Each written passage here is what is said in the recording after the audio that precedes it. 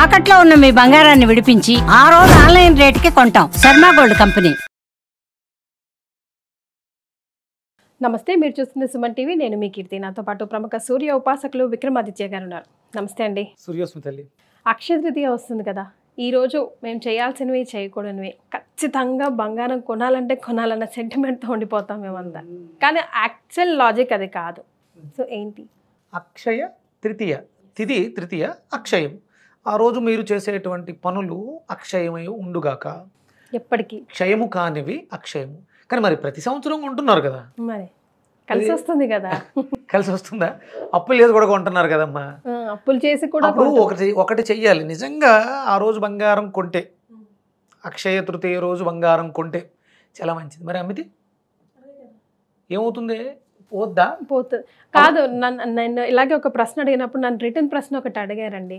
ఎందుకు కొనుక్కుంటున్నారంటే తప్పే ఉంది, సరే అక్షయ తృతీయ పేరుతో బంగారం అయితే కొంటున్నాం కదా, ఎప్పుడుకో అప్పుడు ఉపయోగపడుతుంది కదా, కష్టంలో ఉన్నప్పుడు యూజ్ అవుతుంది కదా అంటే నువ్వు కష్టంలో ఉన్నావు అని ఆలోచించే సబ్ కాన్షియస్ మైండ్లో కొంటున్నావంటే కష్టమే కొనుక్కుంటున్నావుగా అని అన్నారు. అంతే కదా. అమ్మా అనిపించింది. కాదమ్మా, ఇప్పుడు అది మంచిదా చెడదా పక్కన పెడదాం. దానివల్ల మంచి జరుగుద్ది, కొంటే మంచి జరుగుద్ది అన్నప్పుడు షాపోడు ఎందుకు అమ్ముతున్నాడు? అమ్మడు కదా, అమ్మకూడదు కదా. అది వాళ్ళ రెగ్యులర్ బిజినెస్లో ఇదొక ట్రిక్గా తీసుకోవచ్చు. అసలు ముందు ఫస్ట్ అక్షయము కానిది ఏంటి మనం ఆలోచించాల్సింది. అక్షయము కానిది ఏంటి? నాశనము లేనిది ఏంటి? తరగనిది ఏంటి చెప్పు. ఏంటి అసలు అలాంటిది ఉందా భూప్రపంచం మీద? ఉంది, ఎప్పటికీ ఉండేది. దాన్ని అక్షయం అంటారు. ఆత్మ. దీనికి మరణము లేదు. ఇది నీటిలో తడవదు, నిప్పులో కాలదు. దీన్ని ఛేదించడం కష్టం.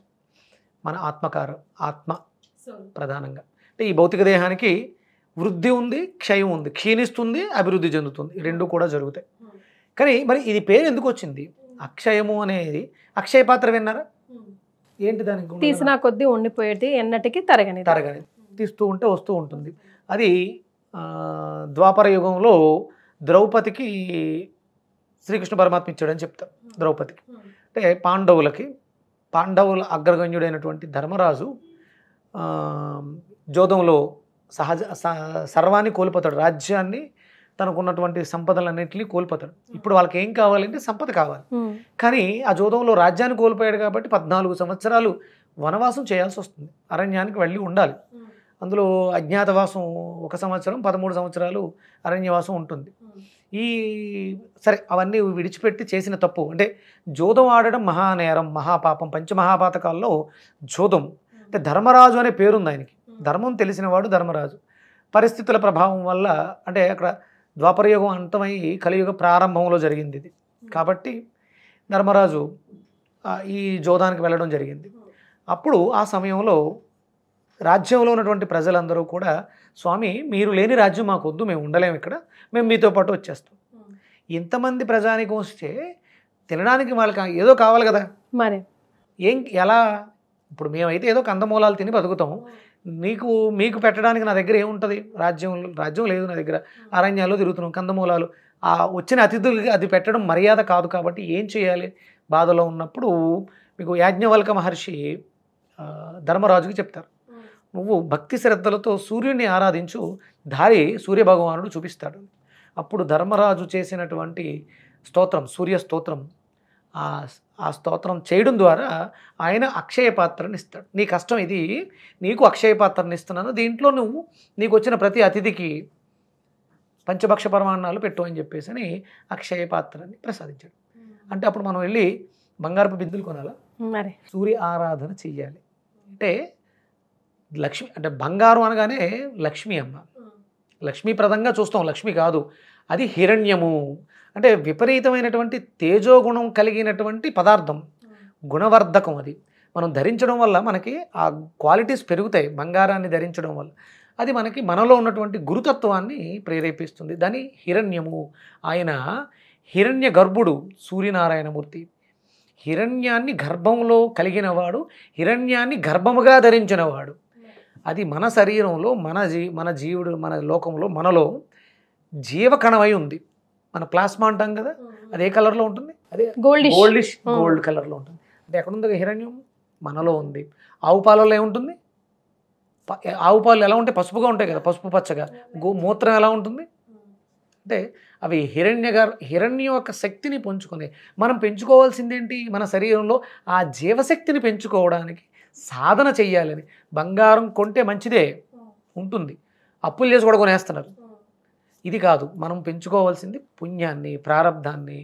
అది సూర్య ఆరాధన చేయడం ద్వారా అక్షయమయ్యేటువంటి ధనం ఆ భగవంతుడు ఇస్తాడు. మనం కొనుక్కోవడం కాదు, మనకి ఎవరైనా ఇవ్వాలి. అప్పుడు దానం చేస్తే అది మనకి తరగకుండా నిలబడుతుంది. మనం షాపుల్లో కొంటున్నాం, అప్పులు చేసో కొంటున్నాం, అంటే వృద్ధి చెందుతుంది. ఉన్నటువంటి గుణం ప్రకారం మీరు ఆ రోజు కొన్నా ఏ రోజు కొన్నా బంగారానికి వృద్ధే ఉంది. ఇప్పుడు 92,000 చిల్లర నడుస్తుంది. మొన్న ఇప్పుడు 2-3 వేలు తగ్గి మళ్ళీ 92,000కి వెళ్ళింది. రాబోయే రోజుల్లో ₹1,00,000 కూడా చేరుకుంటుంది. అది వృద్ధినే, అది అక్షయమే అవుతుంది బంగారం. అంటే హిరణ్యానికి ఉన్న శక్తి అది. మరి ఆ హిరణ్యాన్ని అందిపుంచుకోవాలంటే భగవంతుడి యొక్క అనుగ్రహం మన దగ్గర పరిపూర్ణంగా ఉండాలి. అందుకని చూసే ప్రేక్షకులకి కేవలం ఈ మాటలు చెప్తే సరిపోతుందా? మరి ఆ ధర్మరాజు చదివినటువంటి సూర్య స్తోత్రాన్ని చదివి వినిపిద్దామా? తప్పకుండా అండి. కనీసం ఈ స్తోత్రాన్ని వినడం ద్వారా, చదవడం రాకపోయినా వీలైతే రాసుకోండి, చూసి తర్వాత దాన్ని వినండి. నేను చదివి వినిపిస్తాను. తద్వారా అంటే స్వార్థం, నాకు కూడా మంచి జరుగుతుంది, మీకు మంచి జరుగుతుంది, వాళ్ళకి మంచి జరుగుతుంది. ఓం సూర్యాయ నమః. ఓం సూర్యాయ నమః. ఓం ఆర్యమ్నే నమః. ఓం ఆర్యమ్నే నమః. ఓం భగాయ నమః. ఓం భగాయ నమః. ఓం త్రష్ట్రే నమః. ఓం త్రష్టే నమః. ఓం పూష్ణే నమః. ఓం పూష్ణే నమః. ఓం అర్కాయ నమః. ఓం అర్కాయ నమః. ఓం సవిత్రే నమః. ఓం సవిత్రే నమః. ఓం రవయే నమః. ఓం రవయే నమః. ఓం గభస్తిమతే నమః. ఓం గభస్తిహతే నమః. ఓం అజాయ నమః. ఓం అజాయ నమః. ఓం కాలాయ నమః. ఓం కాలాయ నమః. ఓం మృత్యవే నమః. ఓం మృత్వే నమః. ఓం ధాత్రే నమః. ఓం ధాత్రే నమః. ఓం ప్రభాకరాయ నమః. ఓం ప్రభాకరాయ నమః. ఓం పృథ్వీ ఓం పృథ్వీ వ్యాప వ్యాప స్తేజో స్తేజో వాయురాకాశాయ నమః. వాయురాకాశాయ నమః. ఓం పరాయణాయ నమః. ఓం పరాయణాయ ఓం నమః. సోమాయ నమః. ఓం సోమాయ నమః. ఓం బృహస్పతయే నమః. ఓం బృహస్పతే నమః. ఓం శుక్రాయ నమః. ఓం శుక్రాయ నమః. ఓం బుధాయ నమః. ఓం బుధాయ నమః. ఓం అంగారకాయ నమః. ఓం అంగారకాయ ఓం నమః. ఇంద్రాయ నమః. ఓం ఇంద్రాయ నమః. ఓం వివస్వతే నమః. ఓం వివస్వతే నమః. ఓం దీప్తాంసవే నమః. ఓం దీప్వాంసే నమః. ఓం సుషయే నమః. ఓం సుసయే నమః. ఓం సౌరయే నమః. ఓం సౌర్యే నమః. ఓం శనేశ్వరాయ నమః. ఓం శనిశ్చరాయ నమః. ఓం బ్రహ్మ విష్ణు ఓం బ్రహ్మ విష్ణు రుద్రాత్మకాయ నమః. రుద్రాత్మకాయ నమః. ఓం స్కంధాయ నమః. ఓం స్కందాయ నమః. ఓం వైశ్రవణాయ నమః. ఓం వైశ్రవణాయ నమః. ఓం యమాయ నమః. ఓం యమాయ నమః. ఓం వైద్యుతాయ నమః. ఓం వైద్యుతాయ నమః. ఓం జఠరగ్నయే నమః. ఓం జఠరగ్నే నమః. ఓం ఐంధనాయ నమః. ఓం ఐందనాయ నమః. ఓం తేజసాంపతయే నమః. ఓం తేజసంపతే నమః. ఓం ధర్మధ్వజాయ నమః. ఓం ధర్మధ్వజాయ నమః. ఓం వేదకర్త్రే వేదాంగాయ నమః. ఓం వేదకర్తే వేదాంధ్రాయ నమః. ఓం వేదకర్త్రే ఓం వేదకర్తే ఓం వేదాంగాయ నమః. ఓం వేదాంగాయ నమః. ఓం వేదవాహనాయ నమః.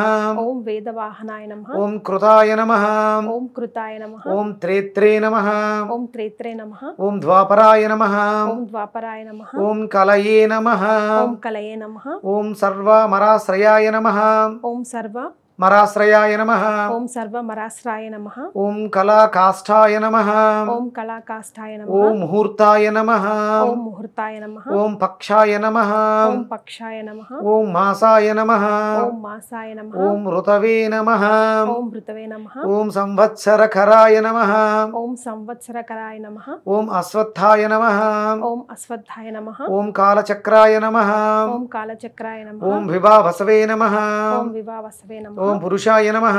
ఓం పురుషాయ నమః. ఓం శాశ్వతాయ నమః. ఓం శాశ్వతాయ నమః. ఓం యోగినే నమః. ఓం యోగినే నమః. ఓం వ్యక్తాయ నమః.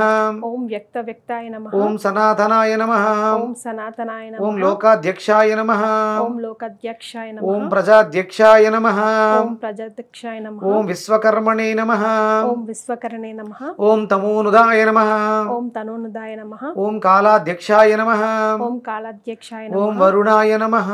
ఓం వరుణాయ నమః ఓం సాగరాయ నమః ఓం సాగరాయ నమః ఓం అంసవే నమః ఓం హంసవే నమః ఓం జీముతాయ నమః ఓం జీముతాయ నమః ఓం జీవనాయ నమః ఓం జీవనాయ నమః ఓం ఆరగ్నే నమః ఓం ఆరగ్నే నమః ఓం భూతాశ్రయాయ నమః ఓం భూతాశ్రయాయ నమః ఓం భూతపతయే నమః ఓం భూతపతయే నమః ఓం సర్వలోక నమస్కృతాయ నమః ఓం సర్వలోక నమస్కృతాయ నమః ఓం సస్త్రే నమః ఓం స్రష్టే నమః ఓం సంవర్తకాయ నమః ఓం సర్వర్తకాయ నమః ఓం వహ్నయే నమః ఓం వఖ్నే నమః ఓం సర్వస్యాదయే నమః ఓం సర్వస్వాతియే నమః ఓం ఆలోలుపాయ నమః ఓం ఆలోలుపయ నమః ఓం అనంతాయ నమః ఓం అనంతాయ నమః ఓం కపిలాయ నమః ఓం కపిలాయ నమః ఓం భానవే నమః ఓం భానువే నమః ఓం కామదాయ నమః ఓం కామదానునయ ఓం సర్వతోముఖాయ నమః ఓం సర్వతోముఖాయ నమః ఓం జయాయ నమః ఓం జయాయ నమః ఓం విశాలాయ నమః ఓం విశాలాయ నమః ఓం వరదాయ నమః ఓం వరదాయ నమః ఓం సర్వధాతు నిషేచిత్రాయ నమః ఓం సర్వధాతు నిషచిత్రాయ నమః ఓం మనసే నమః ఓం మనసే నమః ఓం సుపర్ణాయ నమః ఓం సుపర్ణాయ నమః ఓం భూతాదయే నమః ఓం భూతాదియే నమః ఓం శీఘ్రగాయ నమః ఓం శీఘ్రగాయ నమః ఓం ప్రాణధారణాయ నమః ఓం ప్రాణధారణాయ ఓం ధన్వంతరయే నమః ఓం ధన్వంతరాయ నమః ఓం ధూమకేతవే నమః ఓం ధూమకేతవే నమః ఓం ఆదిదేవాయ నమః ఓం ఆదిదేవాయ నమః ఓం అదితే సుతాయ నమః ఓం అదితసుతాయ నమః ఓం ద్వాదశాత్మనే నమః ఓం ద్వాదశాత్మనే నమః ఓం అరవిందాక్షాయ నమః ఓం అరవిందాక్షాయ ఓం నమః పిత్రే మాతృపితామహాయ నమః ఓం పిత్రే మాతృపితాయ నమః ఓం స్వర్గద్వారాయ నమః ఓం స్వర్గద్వారాయ నమః ఓం స్వర్గద్వారాయ నమః ఓం ప్రజాద్వారాయ నమః ఓం ప్రజద్వారాయ నమః ఓం మోక్షద్వారాయ నమః ఓం మోక్షద్వారాయ నమః ఓం త్రివిష్టపాయ నమః ఓం త్రివిష్టభారాయ నమః ఓం దేహగత్రే నమః ఓం దేహకర్తే నమః ఓం ప్రశాంతాత్మనే నమః ఓం ప్రశాంతాత్మనే నమః ఓం విశ్వాత్మనే నమః ఓం విశ్వాత్మనే నమః ఓం విశ్వతోముఖాయ నమః ఓం విశ్వతోముఖాయ నమః ఓం చరాచరాత్మనే నమః ఓం చరాచరాత్మనే నమః ఓం సూక్ష్మాత్మనే నమః ఓం సూక్ష్మాత్మనే నమః ఓం మైత్రేణ ఓం మైత్రేణ వపుషాన్వితాయ నమః వాపుషాన్వితాయ నమః. ఇది యదుయుష్ఠరుడు ఇచ్చినటువంటి దీన్ని దౌమ్యకృత స్తోత్రం, సూర్య స్తోత్రం అంటారు. ఈ స్తోత్రం చేసిన తర్వాత సూర్యనారాయణమూర్తి ప్రత్యక్షమై ధర్మరాజుకి అక్షయ పాత్రని ఇచ్చారు. అక్షయ తృతీయ రోజు మన ఇళ్లలో సంపదలు అక్షయం అవ్వాలి అంటే విపరీతంగా విశేషంగా సూర్య ఆరాధనలు జరగాలి. ఆయనకి పుష్టినిచ్చే పదార్థం, పుష్టి ఇచ్చే పదార్థం మనకి ఒకటి పాలు, ఒకటి బెల్లం. దీనికి మనస్కారకుడైనటువంటి చంద్రుడికి సంబంధించిన బియ్యాన్ని జోడిస్తే ఏమవుతుంది? పరమాన్నం అవుతుంది. ఇది పుష్టినిస్తుంది పరమాన్నం. దీని పరమాన్నాన్ని మనకి రథసప్తమి రోజు నివేదన చేస్తాం వండి. అలాగే ఈ అక్షయ తృతీయ రోజు కూడా పరమాన్నాన్ని వండి 10 మందికి దాన్ని పంచడం ద్వారా, 10 మందికి పోషణని పుష్టిని ఇవ్వడం ద్వారా ఏమొస్తుంది? ఆరోగ్యం, ఐశ్వర్యం, అష్టైశ్వర్యాలు, ఇంకా కావాల్సినవన్నీ భగవంతుడు ఈ సంవత్సరం అంతా కూడా, ఈ సంవత్సరానికి రాజు ఎవరమ్మా? సూర్యుడే. విశ్వావసునామ సంవత్సరానికి రాజు సూర్యుడు. ఈ సంవత్సరం ఈ 365 రోజులు నిష్టగా భక్తి శ్రద్ధలతో ఈ అక్షయ తృతీయ రోజు ప్రారంభించండి. 365 రోజుల పాటు ప్రతి నిత్యము ఈ స్తోత్రాన్ని చదవండి. మీ జీవితాల్లో మార్పు కనిపించకపోతే, సుమన్ టీవీలో కనిపిస్తాను కదా, నేను రోడ్డు మీద కూడా కనిపిస్తూ తిరుగుతూ ఉంటాను, నన్ను అడగండి. మరే అంత పెద్ద మాట. నేనంటే సూర్యోపాసకుడిగా, సన్ స్పిరిచువల్ సొసైటీ ఫౌండర్గా, విక్రమాదిత్యగా మాటిస్తున్నాను. నా తండ్రి సూర్యనారాయణమూర్తి తరపు నుంచి ఈ దౌమ్యకృత స్తోత్రాన్ని ప్రతినిత్యము 3 సార్లు ఉదయం, 1 సారి సాయంత్రము, 2 సార్లు చదవండి. మీ జీవితాల్లో మార్పు వస్తుంది. ఈ విశ్వావసునామ సంవత్సరం అంతా కూడా కనీసం మాంసాహారాన్ని విడిచిపెట్టాలి. మద్యము, మాంసాన్ని విడిచిపెడితే ఆరోగ్యం, ఐశ్వర్యం చేకూరుతుంది. అంటే నాభి పాడైపోతుందమ్మా తినడం వల్ల. మీరు మాంసం తినడం వల్ల నాకు వచ్చే నష్టం, మానేస్తే నాకు వచ్చే లాభం ఏమీ లేదు. 100%. ఇప్పుడు షాపు అమ్మేవాళ్ళు అనుకోవచ్చు, ఈయన వ్యాపారాన్ని పాడు చేస్తున్నాడు. వ్యాపారం చేయడం ద్వారా సంపాదిస్తున్నాము అనుకుని అనారోగ్యాలకి మీరు డబ్బులు ఖర్చు పెడుతున్నారు. కొనటం తప్పు, తినడం తప్పు, అమ్మటం ఇంకా తప్పు. ఫస్ట్ తప్పదే అసలు. అంటే మరి మేము ఎలా బ్రతకాలి? ప్రత్యామ్నాయాలు చాలా ఉన్నాయి. ఇన్ని మాంసపు కొట్లు ఒక 20-30 సంవత్సరాల క్రితం లేవు. ఇప్పుడు వీధికి, ఇంటింటికి కూడా ఏర్పడిపోయింది. దయచేసి మీరు ఆరోగ్యంగా ఉండాలి అనుకుంటే, ఆరోగ్యమే మహాభాగ్యం, ఆరోగ్యం భాస్కరాధీనం. అంటే చాలామంది చెప్తారు ఆదివారం తింటే తప్పు, మాంసం ఎప్పుడు తిన్నా తప్పే, అది పని కట్టుకుని ఆదివారం తింటే మహా తప్పు. కాబట్టి ముందు ఆదివారాలు మానండి. ఈ విశ్వావసునామ సంవత్సరం ప్రతిరోజు ఆదివారమే, ఈ 365 రోజులు కూడా ప్రతిరోజు ఆదివారమే. మనకి ఆదివారం ప్రత్యేకంగా వస్తుంది. ప్రత్యేకంగా ఆదివారం ఆదిత్య హృదయించడం ఇలాంటి సూర్య ఆరాధనలు ఎక్కువ చేస్తే మరింత సంపదని, అంటే భారతదేశం ప్రపంచ దేశాలకి తలమానికం, విపరీతమైనటువంటి సంపదలు కలిగినటువంటి దేశం. మన భారతదేశాన్ని సుసంపన్నం చేయాలంటే మనం అందరం కూడా చేయవలసినటువంటి దీక్ష ధర్మాన్ని పట్టుకోవాలి. మాంసాహారం తింటాం శరీర ధర్మానికి విరుద్ధం. 100%. దీంట్లో అరగడానికి అది చాలా సమయాన్ని తీసుకుంటుంది. కాబట్టి ఇది మన ధర్మం కాదు. ఏదో పళ్ళు కాయగూరలు తింటే ఎంతసేపులు అరిగిపోతాయి, పళ్ళు తింటే గంటలు అరిగిపోతాయి, కాయగూరలు వండి తింటే 2-3 గంటలు అరిగిపోతాయి. అదే మాంసం తింటే సుమారు 40 గంటలు పడుతుంది.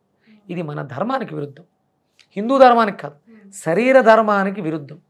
ఇది తినడం తప్పే, వండడం తప్పే, దాన్ని కొనడం తప్పే, దాన్ని అమ్మడం తప్పే, దాన్ని వేట వేయడం కూడా తప్పే. ఇన్ని తప్పులకి కొనుక్కుని తినేవాడు కారకుడవుతున్నాడు. అందుకని తినడం ఆపిచేస్తే, కొనడం ఆపిచేస్తే అమ్మేవాడు తగ్గుతాడు. డిమాండ్ని తగ్గించాలి. అయితే అక్షయ తృతీయ రోజు ఇది టాపిక్ కాకపోయినా సందర్భం వచ్చింది కాబట్టి ఇక్కడ ఒక మాట అండి. ఇప్పటి వరకు తినేసాం, మరి how to cleanse our self? ఆ నాభి క్లీన్ చేసుకోవాలంటే శుభ్రంగా బూడిద గుమ్మడికాయ జ్యూస్, బూడిద గుమ్మడికాయ జ్యూస్ రెగ్యులర్గా తాగేస్తే దాంట్లో అద్భుతమైనటువంటి సౌరశక్తి ఉంది, క్లెన్స్ చేసి పడేస్తుంది. డిటాక్స్, హై కాస్మిక్ ఎనర్జీ ఉన్నటువంటి వెజిటబుల్ అది. బూడిద గుమ్మడికాయ జ్యూస్ని తాగండి రెగ్యులర్గా. మీకు అందుబాటులో చాలా కూరగాయలు ఉన్నాయి. దొండకాయలు కూడా మంచి cleansers, lemon extraordinary cleansers, pineapple మంచి ఫ్రూట్, క్లెన్జింగ్ ఫ్రూట్, పొమోగ్రేనేట్ అది కూడా మంచి క్లెన్జర్. ఈ ఫ్రూట్స్ వెజిటబుల్స్ ఎక్కువగా తీసుకోవడం ద్వారా ఇంతకు ముందు మన శరీరంలో డిఎన్ఏలో మనం అంటే ఈ టెస్టులు చేస్తారు కదా, మొన్న ఆయనకి చేశారు, మన ఎవరు చనిపోయారు ఆయన, ప్రవీణ్ పగడాల, అది చేస్తే ఆయన ఆల్కహాల్ తీసుకున్నారని చెప్పారు కదా. అలా మనం ఇంతకు ముందు తిన్న మాంసాహారంలో అయితే చెప్పేస్తుంది ఆ టెస్టులో, డిఎన్ఏ టెస్టులో మన మాంసాహారంలో శాకాహారంలో తెలిసిపోతుంది. మీరు రెగ్యులర్గా 1 సంవత్సరం పాటు కాయగూరలు పూర్తిగా పచ్చివి జ్యూసులు చేసుకుని తాగండి, మీ టెస్టుల్లో కూడా ఏమి ఉండవు, క్లియర్ పూర్తిగా ఫిల్టర్ అయిపోతుంది. దొండకాయ అంత క్లెన్జింగ్ కెపాసిటీ ఉంది, దానిమ్మకాయకి అంత కెపాసిటీ ఉంది, నిమ్మకాయ తొక్కలకు అంత కెపాసిటీ ఉంది, బూడిద గుమ్మడికాయకి అంతగానే ఎక్కువ శక్తి. రెగ్యులర్గా వెజిటేబుల్స్ తీసుకొని నేను చేసాం, జిహ్వా చాపల్యానికి లోబడి ఇష్టం వచ్చినట్టు తిన్నాం, ఏమీ పర్వాలే. ఇవి చదవండి, ఈ సంవత్సరం అంతా కూడా ఆదిత్య హృదయాన్ని చదవండి, నేను ఇచ్చినటువంటి ధౌమ్యకృత స్తోత్రాన్ని, ఆదిత్య స్తోత్రాన్ని చదవండి. ప్రారబ్ధ కర్మల్ని కడిగేవాడు, దగ్ధం చేసేవాడు ఒక్కడే, సూర్యుడు ఒక్కడే. ఫైర్, అగ్నికి మాత్రమే దహించి శుద్ధి చేసే శక్తి ఉంది. బంగారం దేంట్లో శుద్ధి అవుతుంది?